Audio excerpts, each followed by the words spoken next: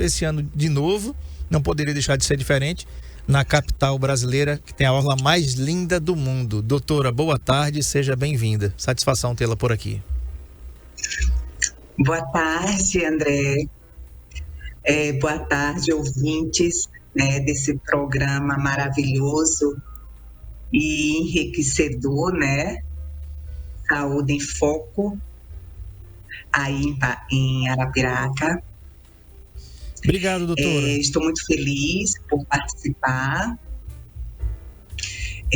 dessa entrevista. Espero ajudar bastante pais e mães nesse contexto da alergia. Eu realizo os 2 tipos de testes alérgicos mais comuns e mais modernos também, que é o PRIC teste e o PET teste. Uhum. Cada um tem sua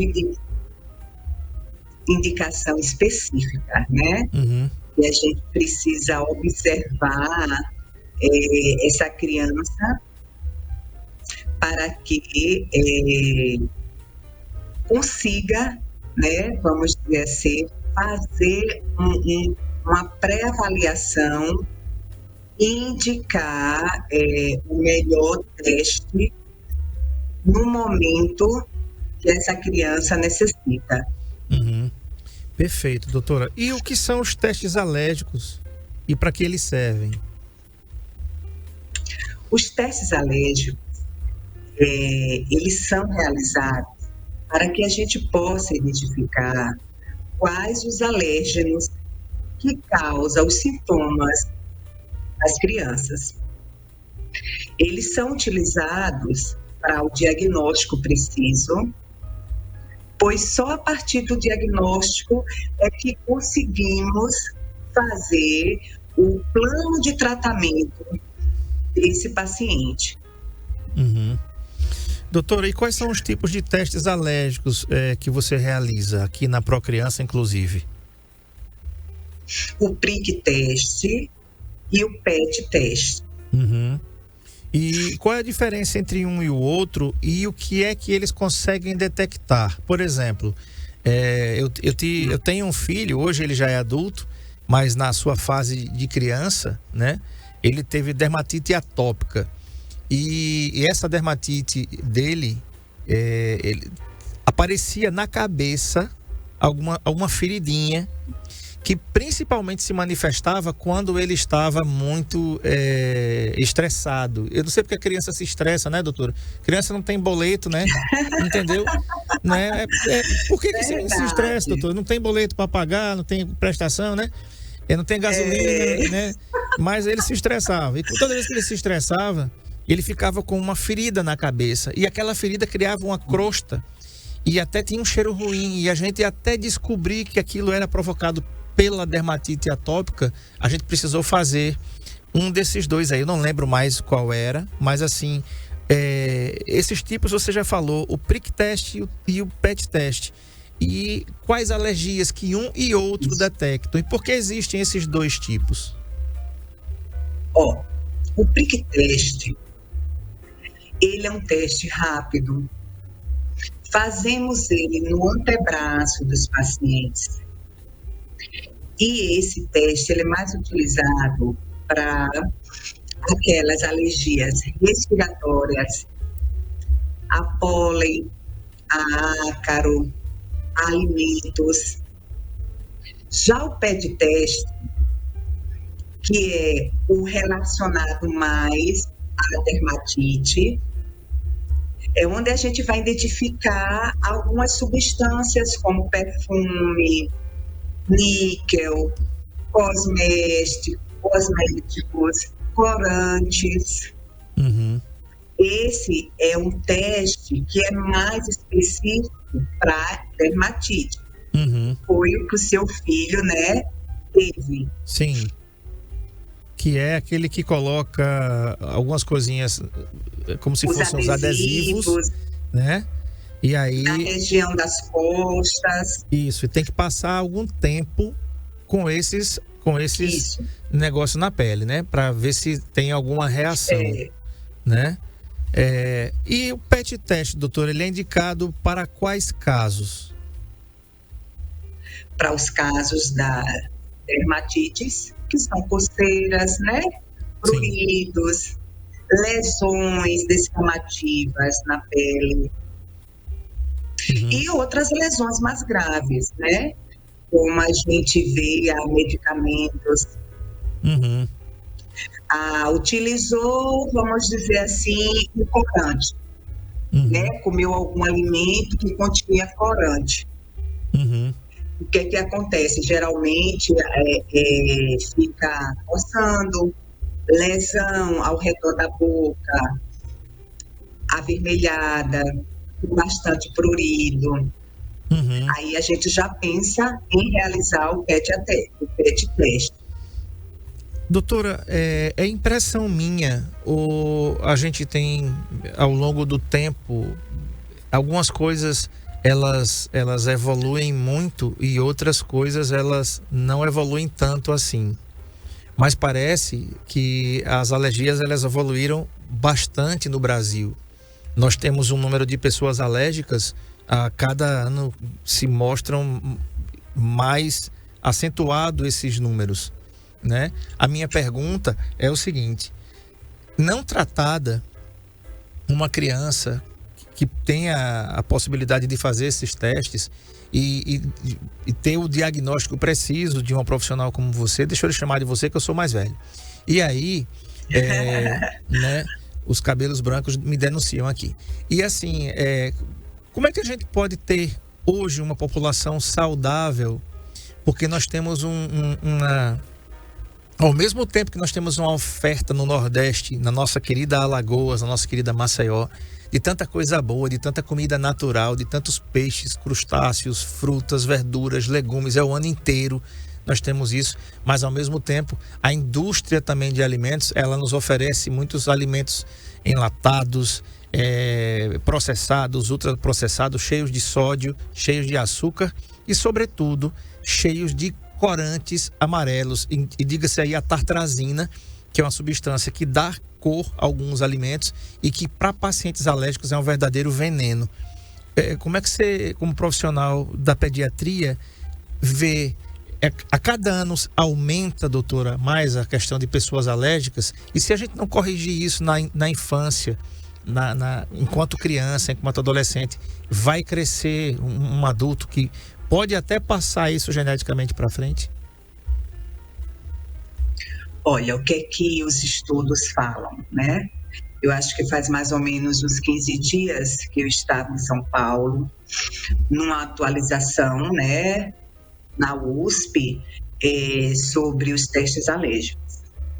E um assunto abordado foi esse: a quantidade de alérgicos que vem apresentando mundialmente ano a ano. É assustador. Por quê? Porque a quantidade de alimentos ultraprocessados, conservantes, corantes, maquiagem, cosméticos, né? A gente vê que as crianças hoje, muitas crianças hoje, já usam aquela maquiagemzinha desde pequena, né? E isso ali tem produtos que podem, para uma criança que já tem um fator genético, desenvolver essa alergia muito cedo. Então, assim, todo esse processo da indústria alimentícia e a indústria também da perfumaria e do cosmético fazem com que, né, a população entre em contato com substâncias nocivas diariamente. Então, é isso que faz esse aumento anualmente de casos, né, e de pacientes alérgicos. Doutora, e se esses testes não forem feitos durante a infância, eles podem ser feitos na adolescência ou na pré-adolescência e ainda assim eles vão ter o seu resultado satisfatórios? Podem sim. Na realidade, a gente vê que os testes alérgicos, eles são úteis em qualquer idade. Uhum. Só que a gente para pensar um pouquinho que quanto mais cedo o diagnóstico, o tratamento vai ser instalado de forma correta. Uhum. Então, esse paciente que ia ser diagnosticado lá na frente, ele vai ser diagnosticado antes, tratamento vai ser iniciado e os riscos diminuídos. Uhum. Tá. Outra pergunta, doutora, é necessário tomar ou parar de tomar algum medicamento caso o paciente esteja fazendo, porque até alguns medicamentos eles podem conter, hoje é bem menos, mas na época que eu era representante farmacêutico, já uns 15, 20 anos atrás, existiam alguns produtos, principalmente na pediatria, que tinham os corantes. Hoje a indústria, vamos dizer assim, se corrigiu por conta até dos alérgicos mesmo, e já retirou do mercado os seus produtos com tartrazina e com outros corantes, sejam amarelo, vermelho, produtos que são, vamos dizer assim, politicamente corretos para as crianças. Então, quando elas forem fazer alguns desses testes, é necessário suspender o uso de alguma medicação?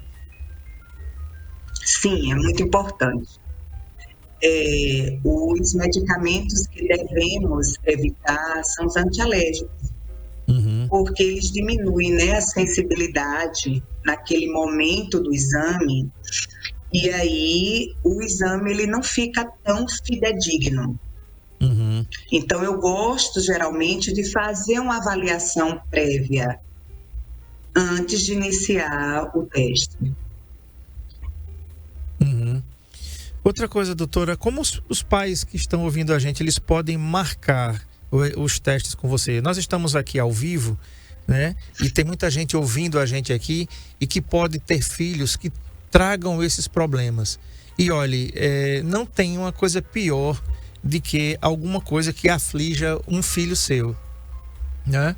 Quantas vezes o nosso menino, quando tinha essas crises de dermatite atópica, até a gente descobrir, né? E nós descobrimos ainda ele bebezinho, né? Uma vez ele ficou todo vermelho e aí os pais de primeira viagem correm desesperados, vão para as emergências, chega lá a pediatra com toda a paciência, tenha calma, e na realidade, naquele tempo, né? Ele era muito pequeno e a pediatra disse, olha, o negócio é o seguinte, ele não pode suar, ele tem, por conta da dermatite atópica, ele tem alergia ao suor. E doutora, pense, como a gente fala aqui no Nordeste, naquele tempo, eu era mais lascado do que arroz de terceira, entendeu? A gente não tinha negócio de ar-condicionado em casa, a gente tinha um ventilador e olhe lá. E eu lembro que teve uma noite, nós morávamos aí em Maceió, e nessa noite faltou energia a madrugada inteira na minha casa. E adivinha quem ficou abanando o menino a noite toda? Eu. Que não era o Chapolin Colorado, né?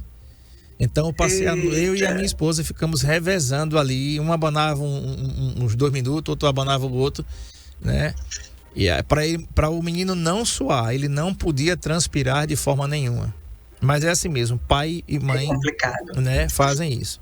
Então, para os pais e as mães que estão ouvindo a gente aqui, que podem estar padecendo do que a gente sofreu, né? Como é que os pais podem marcar esses testes com você? Eu estou atendendo na Procriança, dia 7 agora de março, sexta-feira. Vai ser um prazer atender, né, aos pais que realmente, né, estejam necessitando dessa ajuda, desse diagnóstico. Entre em contato com a Procriança. Podem me seguir também no Instagram, dr.anadicássia. E nós vamos estar dispostos a ajudar, a agendar, e será um prazer. Tá. E doutora, outra pergunta que pode pairar sobre a cabeça dos pais, né? Qual é a diferença entre alergia e intolerância alimentar? Às vezes você tem crianças, tem alguns alimentos que as pessoas têm alergias, né? Alguns, por exemplo, pessoas, ainda bem que eu não faço parte desse grupo, que tem alergia a camarão. Glória a Deus por isso, né? Eu não tenho alergia a camarão. Eu acho que se eu tivesse, eu já tinha ido pro andar de cima aí. Mas tem crianças que já desenvolvem essas alergias aos crustáceos. Eu tenho um sobrinho que ele não é nem comer, ele não pode nem sentir o cheiro do camarão sendo preparado, que ele fica todo empolado, pode inclusive trazer problemas sérios, né? Pode trazer anafilaxia, né? E outras coisas. Então, qual é a diferença entre alergia e intolerância alimentar? Como distinguir isso? A alergia, ela é um processo imunológico. Uhum. Então, o que acontece? A criança geralmente tem um fator genético, né, para desenvolver a alergia. A intolerância, geralmente, é uma dificuldade na digestão. Uhum. Eu vou dar um exemplo da lactose, né? Certo, perfeito. A intolerância à lactose. A intolerância à lactose é uma falta ou uma diminuição de uma substância, que é uma enzima, chamada de lactase. Uhum. Então, as crianças que têm intolerância à lactose, elas não têm a lactase, ou se tem, é em pouca quantidade. Já a alergia à proteína do leite de vaca é vamos dizer, uma defesa do organismo a essa substância. Uhum. E às vezes os sintomas e sinais são parecidos. Uhum. E dificulta esse diagnóstico para o leigo.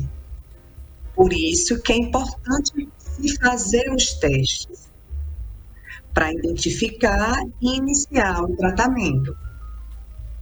Perfeito. Vamos fazer o seguinte, nós vamos para o intervalo. Você que tem dúvidas, que está ouvindo essa entrevista, você manda suas dúvidas pelo 99639-8389, nosso WhatsApp, ou então manda aqui pelo nosso chat no NN Play. Estamos ao vivo aqui no nosso canal líder de audiência aqui, transmitindo o Campeonato Alagoano com exclusividade pelas ondas da NN também e no NN Play. Aliás, sábado tem semifinal aí, né? Semifinal não, finalíssima, né? A primeira partida da final entre ASA e CRB, com transmissão exclusiva aqui do NN Play. Depois, no final do programa, a gente vai falar um pouquinho sobre isso, mais informações no Futebol Show logo mais às 19 horas.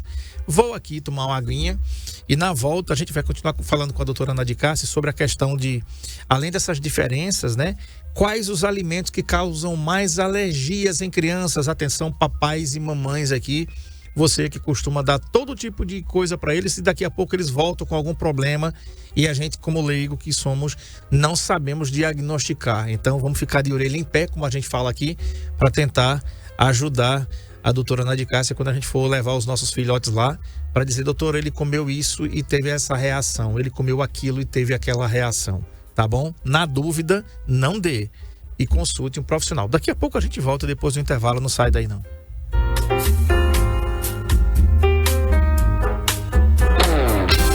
Saúde em Foco, na Rádio NN,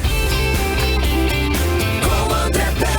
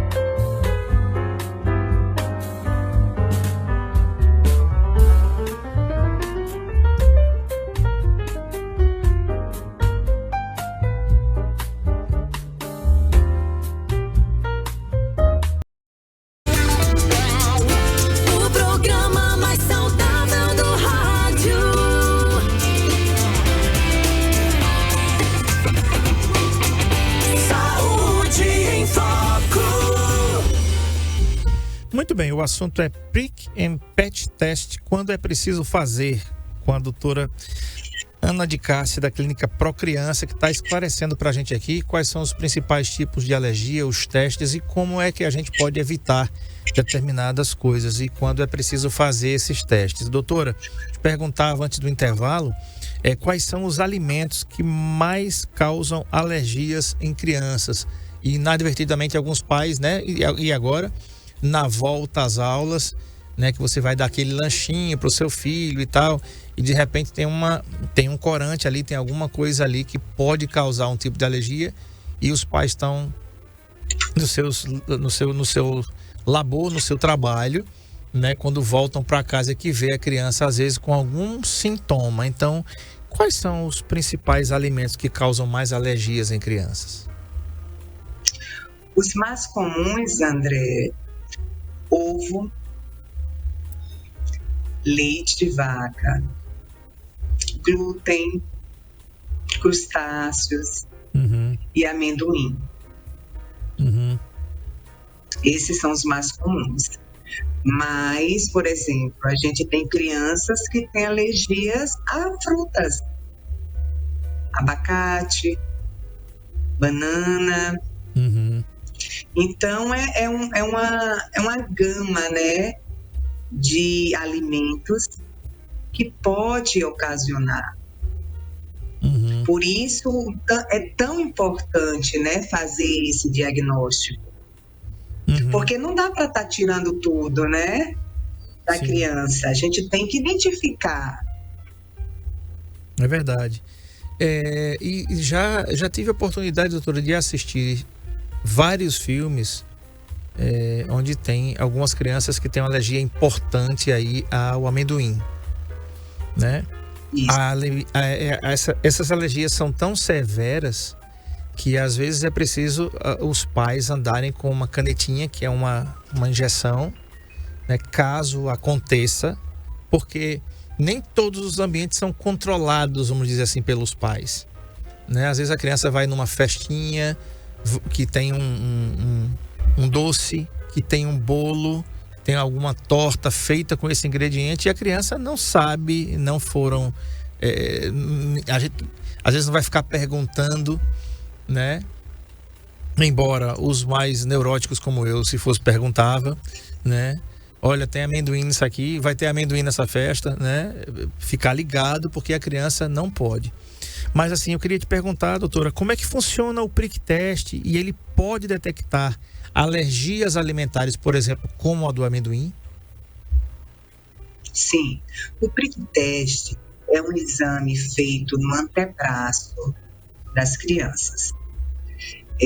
Eu coloco as substâncias, tanto alimentos como pólen, pelos de cão, gato, né, nesse antebraço. A gente espera um tempo e vai causar alguma reação. Geralmente fica vermelhinho, coça em alguns pacientes. E aí a gente faz a leitura. Nessa leitura a gente vai identificar qual o alérgeno. Por exemplo, amendoim, a gente vai colocar o extrato de amendoim. E aí a gente consegue identificar e classificar se é uma alergia leve, moderada ou acentuada. Certo. É um teste rápido, André. Certo. Demora quanto tempo mais ou menos? Para quem está em casa, diz, nossa, meu filho vai ser, minha filha vai ser submetida a isso. Quanto tempo leva mais ou menos um e o outro? Quanto tempo leva o PET teste e quanto tempo leva o Prick Test para ser feito? O Prick Test, ele leva... a criança vai ficar em torno de uns 40 a 50 minutos. Né? Porque a gente vai fazer o preparo, a limpeza, né? A criança, ela tem um cuidado, muito grande com relação a como ela vai se sentir naquele momento.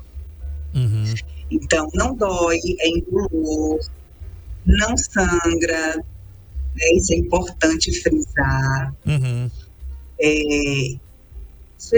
Em muitos casos, chega a ser até divertido, porque eu deixo a criança muito à vontade, e os pais também, Uhum. né, para passar por esse processo. Mas o prick teste é em torno de 40 a 50 minutos lá comigo. Já o pet teste é aquele que a gente vai colocar os adesivos com os alérgenos Uhum. na região das costas. Existem várias baterias, como eu falei anteriormente. Aí eu vou escolher, junto com os pais, qual a mais indicada. Nós temos a latino-americana, que é a mais moderna. Temos a pediátrica, a cosmética.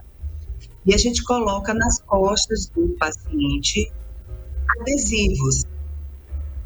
E ele vai para casa. Por 48 horas eu preciso rever esse paciente.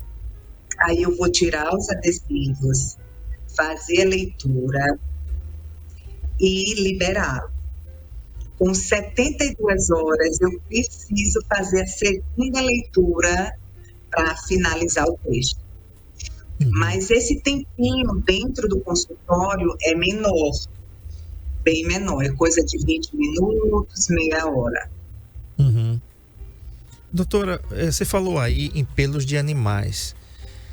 Há muitos anos atrás, nós tivemos aqui um profissional da pediatria também que dizia o seguinte: André, acontece que muitos pais, eles privam os filhos às vezes de terem os pets quando eles são pequenos, achando que a criança vai desenvolver algum tipo de alergia. Ele dizia pra gente assim: é o contrário, André. Quanto mais cedo o pet for introduzido na família, menos possibilidade de ser alérgico a criança tem. Você que está em casa, né? Não vou comprar um gato não, porque o menino vai ter alergia ao pelo do gato, vai ter alergia ao pelo do cachorro. Vou deixar ele crescer. Você deixou ele crescer e ele cresceu, e depois é que ele adquiriu a alergia ao pelo do gato e do cachorro. Então, doutora, para quem está em casa, até porque nós temos aqui a Bicho de Patas, que é uma patrocinadora nossa, aqui uma clínica veterinária, a quem nós temos muita estima também, para dizer aqui para os pais, qual é o tempo ideal, qual é a idade ideal que os pais podem colocar um pet que vai ajudar, e se isso é verdade, tá? Se isso é verdade, quando for introduzido na vida da família, menos possibilidades de pelos de animais a criança vai ter, doutora? Olha, o que é que acontece? O nosso sistema imunológico, ele precisa ser, vamos dizer assim, educado. Então, quanto mais cedo a gente entra em contato com algumas substâncias, mais o nosso sistema imunológico vai entender que essa substância faz parte do nosso dia a dia. E quando a gente compete com as crianças ainda pequenas, né, o risco dessa, vamos dizer, dessa janela imunológica reconhecer esse pelo é melhor. Entendeu? Então, essa questão de não ter o cachorrinho, o gato dentro de casa, achando que vai evitar a desenvolver uma alergia, não é verdade. Pode ter seu gatinho, seu cachorro, entendeu? E aí a gente vai observando essa criança, né? Se realmente ela vai apresentar mais tarde, mas se ela apresentar, a gente também não vai doar e nem vai, né, deixar esse pet fora dessa casa. A gente vai procurar, né, meios para que a gente consiga fazer o tratamento dessa criança sem ela se afastar desse tão querido pet dela. Perfeito. Então, é aconselhável, né, doutora, que os pais consultem. É aconselhável. Né? Quanto mais cedo for introduzido, provavelmente menos problemas alérgicos as crianças têm, gente. E a gente pensa exatamente o contrário. Nós, pais, pensamos o contrário, né? Para você ver que é o inverso daquilo que a gente pensa. Doutora, você disse que teve na USP na semana passada, e essa pergunta é bem direcionada a esse evento que você teve, aprimorando lá os seus conhecimentos. O que está acontecendo com a gente, que a população dialética, você está vendo aí agora na tela a aplicação do PET test, tá? Essas imagens aí desses adesivos, são adesivos que são colocados nas costas e a pessoa passa 72 horas, quanto tempo, doutora? 48 horas, são 2 dias, até 72 horas para dar o resultado. Doutora, então, voltando aqui à pergunta, por que as alergias estão aumentando tanto em crianças? O que está acontecendo? E em adultos também. A gente está voltado à criança, porque a entrevista é um oferecimento da Clínica Pro Criança e você é pediatra. Então, mas assim, o que está acontecendo que a população está, a cada ano que passa, mais crianças alérgicas e provavelmente mais adultos alérgicos no futuro também?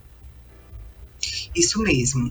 O que foi debatido lá, né, nessa nossa atualização, foi o aumento da poluição, a indústria alimentícia com vários conservantes, ultraprocessados, que antes não existia, né? Sim. A gente comia, vamos dizer assim, uma alimentação mais vinda da terra, né? E não tinha tanto agrotóxicos. Sim. Hoje em dia a gente vê que o uso é indiscriminado, né? Então, a alimentação e o contato com a natureza hoje também foi diminuído, né? As crianças hoje já não brincam como antigamente. Sim. Então, isso tudo faz com que o nosso sistema imune diminua. E aí apareça mais alergias. Isso me volta à memória aqui, doutora, do quanto nós fomos felizes, né? A gente brincava na rua, nós tomávamos banho de chuva, chegava em casa podre de lama, chegava cinza em casa, né? Minha mãe ficava louca, dizia, meu Deus do céu, né? Parecia que a gente tinha se espojado no chão, como ela dizia, você estava se espojando no chão, foi, menino? E a gente tava brincando na rua e voltava para casa sujo que nem um gambá e cheirosinho, né? E o que é que estava acontecendo ali? Né? A gente estava adquirindo anticorpos. E o que é que está acontecendo com a gente hoje? Devido à violência urbana, trânsito, a própria violência em si mesmo, com a questão de assaltos, de sequestros. Quem é o pai e a mãe hoje que deixou uma criança na porta de casa para brincar? Raramente você vai ver uma cena dessa, porque os nossos filhos estão sendo criados literalmente, entre aspas, indoor, né? Estão sendo criados dentro de casa, né? Hoje, e as nossas brincadeiras antigamente, quem era pobre como eu não tinha videogame não, meu amigo. Videogame era coisa de rico, né? E a gente tinha que pegar uma bola mesmo e chutar até a cabeça do dedo voar no asfalto. E a gente voltar para casa chorando. E pior de tudo, quando a mãe mostrava o tubo de mertiolate, era uma alegria e uma tristeza, né? Você ia ficar bom, mas você ia nos anéis de Saturno e voltava de dor. Então, doutora, assim, você acredita que esse tipo de criação que a gente tem hoje, essa evolução, se é que se pode chamar isso de evolução, as crianças não terem mais contato com a terra, com o barro, né? Eu acredito, eu não tenho estudo nenhum para lhe dizer sobre isso, mas eu acredito que as populações de vida rural, as crianças que vivem na zona rural, que vivem nas fazendas, que vivem nos sítios, né? E Arapiraca é cercada disso, é riquíssima disso aqui. Essas crianças, elas devem ter muito mais saúde do que as crianças que vivem trancadas dentro de uma casa, de um apartamento, longe de tudo, protegidas pelos pais. Não, menino, não vá para a chuva, não vá para o barro, não vá para canteiro, não, e mesmo dizer assim, também não viva, não, né? Então, eu queria lhe perguntar qual é a sua opinião sobre isso, porque a gente, às vezes, temos a vontade de colocar as crianças numa redoma, como se fosse numa bolha, para protegê-los de quê? Né? Porque a gente foi criado assim e ninguém morreu, tá todo mundo aqui, e às vezes a gente tem uma saúde mais de ferro do que eles, doutora. Eu concordo com você, né, nessa sua fala.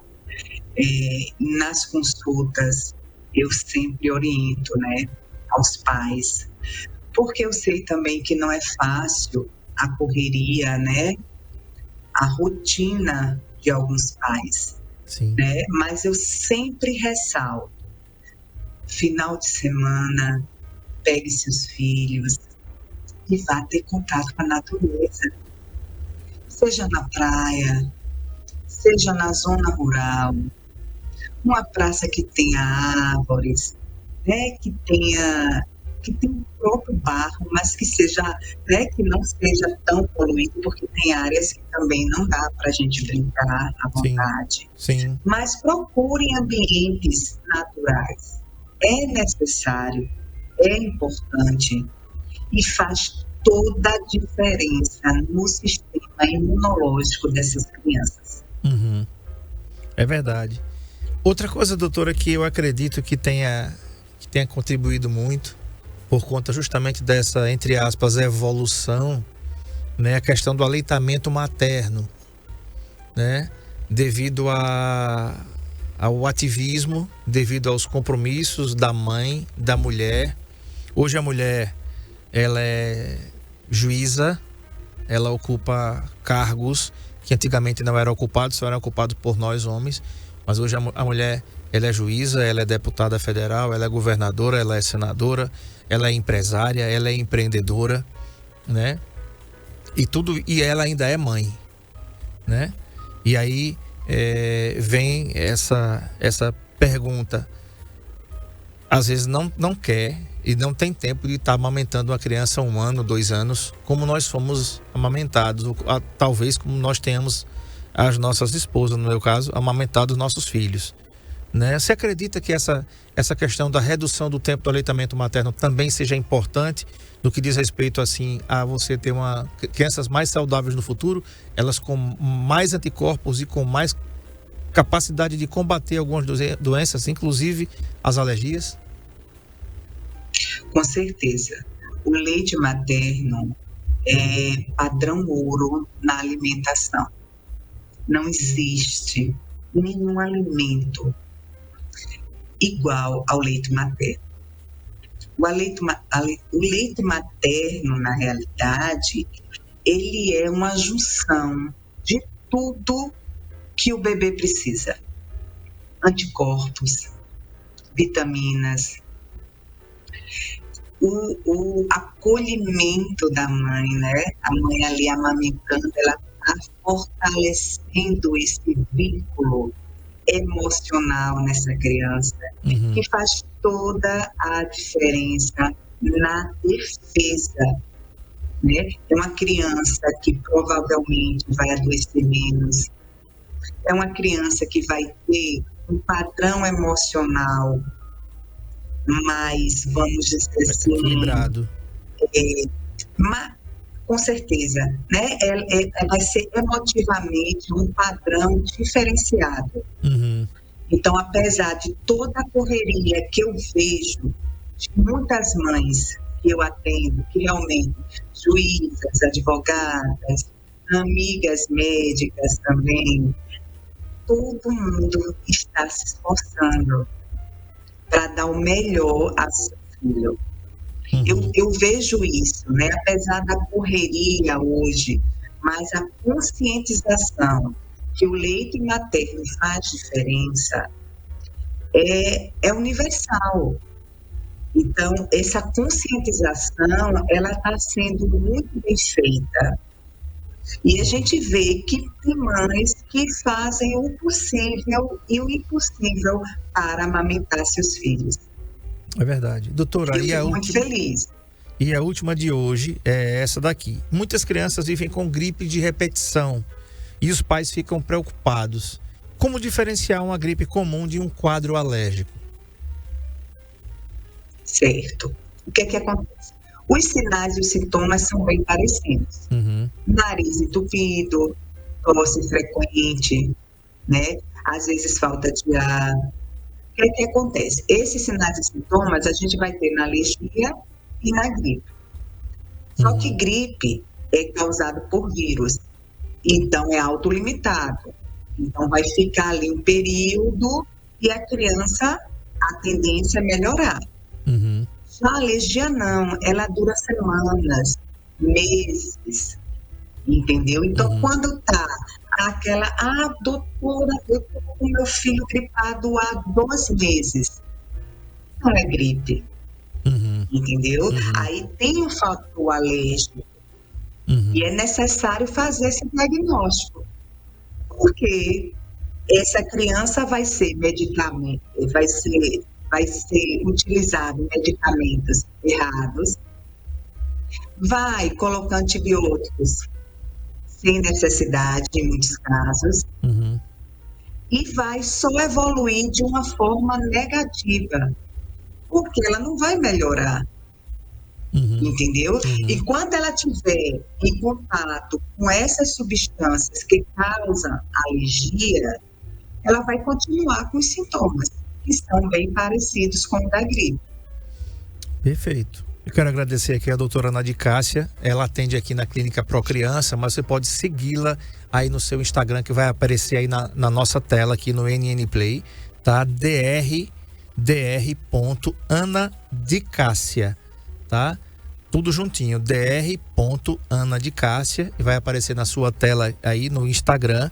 Ela tem aí várias dicas sobre como você cuidar, os benefícios da alimentação, né? O sol, aqui ela dizendo assim que nem sempre é suficiente para tá aqui, o sol nem sempre é suficiente para as crianças, e deu mais dicas para crianças atípicas, inclusive para crianças que têm aí o transtorno, o déficit de transtorno, déficit de atenção e hiperatividade, TDAH, né? As crianças que têm também autismo. Então você vai aí na página da doutora, você vai fazer uma viagem aí sobre a sua especialidade. Lembrando, ela vai estar aqui na Pro Criança, a Pro Criança também está aqui na tela, tá?